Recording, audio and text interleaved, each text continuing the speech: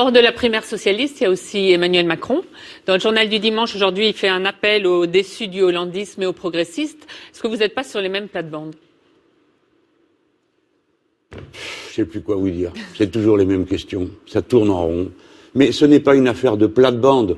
Monsieur Macron défend un programme d'inspiration essentiellement libérale. Il a le droit que les Français tranchent. Je défends un programme qui est essentiellement axé sur un modèle économique complètement alternatif qui est la transition écologique de l'économie, ainsi pour débarrasser le pays de l'agression contre la nature et de la division sociale dans les inégalités. Voilà, les Français vont devoir trancher. Arrêtez pardon, si je me permets de vous dire ça, on ne va pas passer une présidentielle à faire des cours comparatifs de communication. C'est le jeu pas de communication, mais d'hommes et de candidats. Mais prenons un exemple. En tout cas, il a la même stratégie que vous. Demandez-moi, madame, mais c'est vous qui êtes l'observatrice, c'est pas moi. C'est pas à moi de me commenter. Je ne regarde pas mon nombril du matin au soir. Écoutez-moi.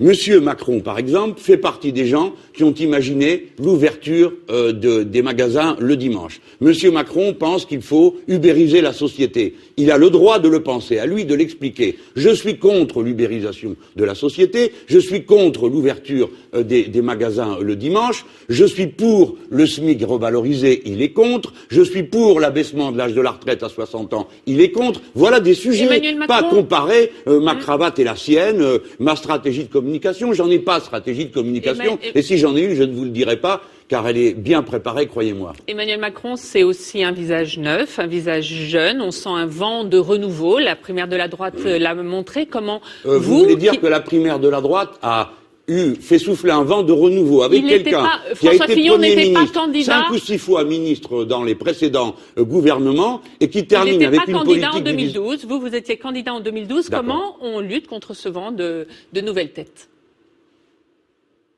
Écoutez, je suis désolé, je ne peux pas vous répondre, je ne peux pas changer ma tête, je ne peux pas changer mon âge, et figurez-vous que j'en suis assez content, parce qu'il me donne une expérience qui me permet de faire des propositions dont je sais qu'elles marquent. Tandis que vous, qui devriez être là à essayer de faire le bilan du passé, vous demandez pourquoi depuis 20 ans, vous et vos confrères, vous psalmodiez les mêmes recettes comme étant indépassables de l'économie, et voilà maintenant qu'on a un chômage de masse, qu'on a 9 millions de pauvres dans le pays, et vous continuez imperturbablement à ou ne pas parler des sujets, ou à ne pas aborder le fond de ces questions. On va parler de l'Europe. Non, madame, attendez, je ne veux pas qu'on dise que je refuse quoi que ce soit. Posez-moi votre question.